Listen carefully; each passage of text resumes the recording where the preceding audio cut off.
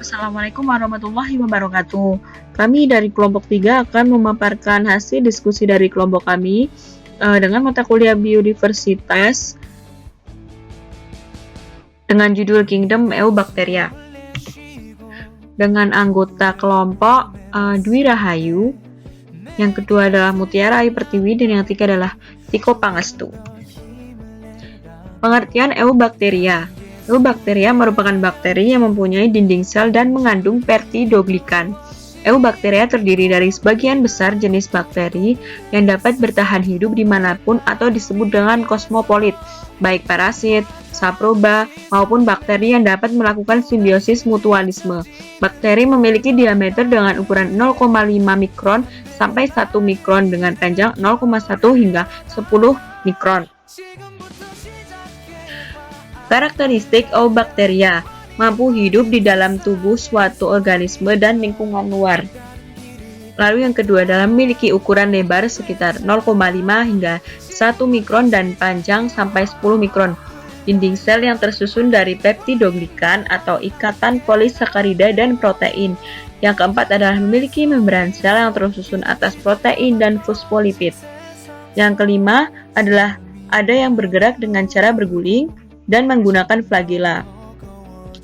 Yang keenam adalah ketika pada lingkungan yang buruk dapat membentuk endospora untuk melindungi diri, yaitu spora yang ada di dalam sel.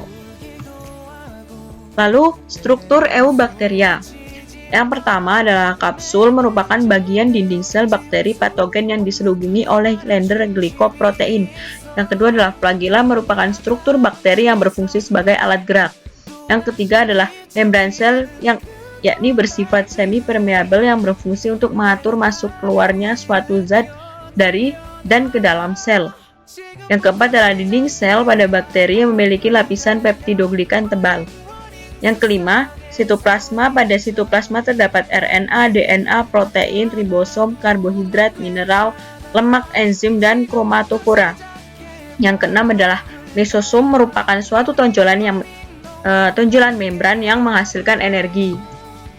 Yang ketujuh adalah tilakoid, adalah pelipatan membran yang berisi klorofil untuk proses fotosintesis pada bakteri autotrof. Yang kedelapan adalah DNA yang berupa DNA sirkuler, disebut juga sebagai DNA kromosom yang merupakan inti dari bakteri. Ke-9, plasmid, yaitu suatu DNA sirkuler non-kromosom. Yang ke-10, ribosom yang tersusun atas RNA dan protein berfungsi untuk melakukan sintesis protein. Yang ke-11 adalah endospora, yakni berdinding tebal dan tahan terhadap panas yang berfungsi untuk melindungi bakteri ketika lingkungannya buruk. Lalu yang terakhir adalah pili, merupakan struktur yang mirip dengan flagela namun kaku dan lebih pendek. Fungsinya adalah sebagai penghubung atas bakteri berkonjugasi dan melekat bakteri antara satu dengan yang lainnya. Lalu bentuk Eubacteria dapat dilihat dengan bentuk bakteri kokus yang ada di kiri. Ada yang berbentuk seperti segitiga.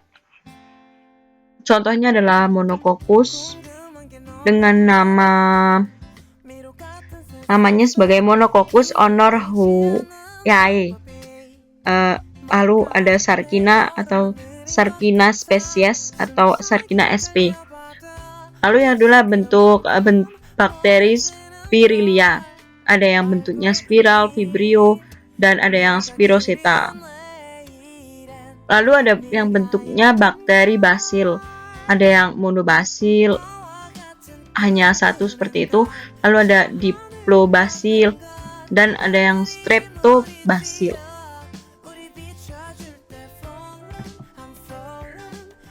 Lalu ada bakteri gram positif dan bakteri gram negatif. Di tahun 1884, seorang dokter dari Denmark, Hanna Christian Gram, yang mengembangkan teknik dengan sistem pewarnaan untuk membedakan jenis bakteri berdasarkan ketebalan lapisan peptidoglikan pada dinding sel. Bakteri diwarnai dengan zat warna violet dan yodium, kemudian dibilas atau dicuci menggunakan alkohol dan diwarnai dengan warna merah sekali lagi. Apabila bakteri menunjukkan warna ungu, maka dapat dikelompokkan pada jenis bakteri gram positif. Sedangkan apabila warnanya menunjukkan warna merah, maka dikelompokkan pada jenis bakteri gram negatif. Lalu cara hidup bakteri terdapat dua, ya dibedakan menjadi dua, yaitu bakteri autotrof dan heterotrof. Cara hidup ini dilihat dari cara memperoleh makanan. Yang pertama adalah bakteri autotrof, yakni bakteri yang dapat membuat makanan sendiri hasil dari senyawa-senyawa organik. Bakteri ini dikelompokkan menjadi dua berdasarkan asal sumber energi yang digunakan. Yang pertama adalah bakteri fotoautotrof, yaitu yang mempunyai pigmen fotosintetik. Bakteri ini menggunakan sumber energi yaitu cahaya untuk menyusun bahan organik yang dijadikan sebagai bahan makanan. Lalu yang kedua adalah bakteri kemoautotrof. Bakteri ini menggunakan hasil reaksi kimia untuk memperoleh energi. Reaksi kimia tersebut meliputi NH3, Fe atau besi, HNO2 yaitu nitrit, dan S yaitu belerang. Contohnya adalah Metanomonas dan Leptotrix acracea.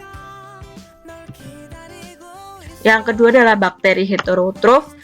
Bakteri ini tidak dapat membuat atau menyusun makanannya sendiri.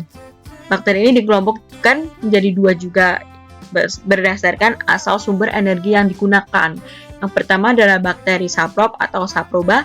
Bakteri ini yang memperoleh makanannya dengan cara menguraikan organisme lain yang sudah mati atau bahkan organik lainnya. Contohnya adalah Escherichia coli dan Calvacicula. Yang kedua adalah bakteri parasit. Bakteri ini memperoleh makanannya dengan menggunakan tubuh organisme lain yang ditumpanginya atau memiliki sel inang seperti itu. Contohnya adalah Bordetella pertussis, Corynebacterium diphtheria, dan Francisella tularensis. Cara hidup bakteri ini dibagi menjadi dua, dibedakan menjadi dua, yaitu bakteri aerob dan bakteri anaerob. Bakteri aerob yaitu bakteri yang memerlukan oksigen untuk tetap hidup. Contohnya adalah Nitrosococcus acidobacter dan Nocardia asteroid. Sedangkan bakteri anaerob yaitu bakteri yang tidak membutuhkan oksigen untuk hidup. Contohnya adalah Enterobacter, Lactobacillus, Clostridium, dan Bacillus. Lalu kita akan beranjak ke klasifikasi bakteri. Klasifikasi bakteri dapat dilakukan dengan mengidentifikasi terhadap persamaan dan perbedaan dan karakteristik sel tubuh bakteri yang menunjukkan adanya hubungan evolusioner dan filogenetik. Bakteri pada dasarnya dapat diklasifikasikan menjadi dua kelompok besar atau dua kingdom, yaitu Eubacteria dan Archaebacteria. Kelompok utama dari bakteri adalah Proteobacteria. Sebagian dari Proteobacteria ini bersifat anaerobik, namun sebagian yang lain bersifat aerobik. Menurut para ahli sistematika molekuler saat ini mengenal 5 subgrup dari Proteobacteria ini, meliputi alfa, beta, gamma, delta, dan epsilon. Yang pertama adalah Proteobacteria beta. Subgrup ini secara nutrisional yang beraneka ragam mencakup Nitrosomonas, genus, dan bakteri tanah yang memiliki peran penting dalam daur ulang nitrogen atau N2. Lalu yang kedua adalah Proteobacteria. Yang pertama adalah Proteobacteria alpha dan yang kedua adalah Proteobacteria beta. Proteobacteria alpha ini sebagian besar dalam subgrup memiliki keterkaitan dengan inang eukariotik. Contohnya pada Rhizobium yang hidupnya di dalam nodul akar legum. Lalu yang ketiga adalah Proteobacteria delta. Pada subgrup ini mencakup Myxobakteri penyekresi lendir. Ketika lingkungan sedang buruk, sel-sel akan berkumpul menjadi tubuh buah dan melepaskan mikrospora yang resisten. Lalu Proteobacteria gamma. Anggota autotrofik dari subgrup ini mencakup bakteri sulfur yaitu Theomargarita namibiensis yang memperoleh energi dengan cara mengoksidasi H2S. Lalu yang terakhir adalah Proteobacteria epsilon. Kebanyakan spesies yang tergolong dalam subgrup ini merupakan bakteri yang bersifat patogenik terhadap manusia atau hewan lain begitu. Lalu ada kelompok Ada kelompok utama bakteria, yang pertama adalah Chlamydia. Parasit ini hanya dapat sintas ketika di dalam sel-sel hewan, bergantung terhadap sel inangnya sebagai sumber daya yang mendasar, yakni ATP. Dinding gram negatif Chlamydia tidak biasa dikarenakan tidak memiliki kandungan peptidoglika. Lalu ada Cyanobacterium, yaitu jenis bakteri fotoautotrof sebagai salah satu prokariota dengan proses fotosintesis yang menghasilkan oksigen mirip dengan tumbuhan. Lalu ada Spirochaeta, yaitu berjenis heterotrof berbentuk seperti helix yang bergerak dengan spiral melewati lingkungannya menggunakan filamen internal yang mirip dengan flagella yang berotasi. Lalu ada bakteri gram positif. Keanekaragaman dari bakteri gram positif menyaingi proteobakteri. Spesies dalam satu subgrup Actinomycetes, yaitu membentuk koloni terdiri dari rantai sel yang bercabang-cabang. Dua spesies Actinomycetes dapat menyebabkan lepra dan tuberkulosis. Reproduksi pada eubakteria terbagi menjadi dua, yaitu reproduksi aseksual dan seksual. Yang pertama adalah aseksual, yaitu dengan cara pembelahan biner. Pada pembelahan ini menghasilkan sel anak yang sama sifatnya dengan sel induknya. Pembelahan biner dibagi menjadi 3 tahap, antara lain yang pertama adalah sitoplasma terbelah oleh sekat yang tumbuh dengan tegak lurus. Lalu yang kedua yaitu dinding melintang akan terbentuk mengikuti tumbuhnya sekat. Lalu terpisahnya kedua sel anakan yang bersifat identik sama persis. Ada bakteri yang segera terlepas dan berpisah sama sekali, namun juga ada bakteri yang tetap bergandengan setelah dilakukan pembelahan. Bakteri yang demikian adalah bakteri dengan bentuk koloni. Lalu yang kedua adalah reproduksi secara seksual atau kombinasi genetik. Yang pertama adalah transformasi dengan cara perpindahan materi genetik yang berupa DNA dari satu sel bakteri ke sel bakteri lainnya. Pada proses transformasi yang dilakukan, DNA bebas dari sel bakteri pendonor akan menggantikan sebagian dari sel bakteri penerima, akan tetapi tidak terjadi dengan kontak secara langsung. Lalu ada yang kedua adalah konjugasi. Dengan cara perpindahan materi genetik dari bakteri satu ke bakteri lainnya dengan jembatan sitoplasma. Bakteri pendonor adalah bakteri pemberi materi genetik, yaitu DNA. Bakteri tersebut memiliki tonjolan, yaitu pili. Pili ini berfungsi sebagai yang mempermudah tubuh bakteri ketika menempel dengan bakteri penerima atau penerima donor. Lalu adalah transduksi. Merupakan salah satu jenis pertukaran DNA yang sangat rumit. Pada jenis rekombinasi genetik bakteri melibatkan bakteriofag yang berperan sebagai virus untuk menginfeksi sel bakteri. Ketika bakteriofag menempel pada sel bakteri sekaligus menyisipkan bil DNA ke dalam bakteri dan akan bertindak sebagai parasit. Virus tersebut kemudian akan memanfaatkan enzim yang ada dalam bakteri untuk mereplikasi, melisiskan, atau membelah sel bakteri. Peranan bakteri bakteri memiliki peranan penting dalam biosfer. Yang pertama adalah daur ulang kimia. Ekosistem di alam bergantung dengan daur ulang yang terus-menerus dari unsur kimia antara komponen biotik dan abiotik yang berada di lingkungan, dan bakteri menjadi pemeran utama dalam proses ini. Contohnya adalah prokariota kemoheterotrofik yang berperan sebagai dekomposer untuk menguraikan bangkai, zat buangan tumbuhan yang sudah mati sehingga akan melepaskan suplai nitrogen, karbon, dan unsur lainnya. Lalu sebagai interaksi ekologi, bakteri yang memiliki ukuran sangat kecil seringkali membentuk suatu hubungan simbiotik dengan organisme yang jauh lebih besar.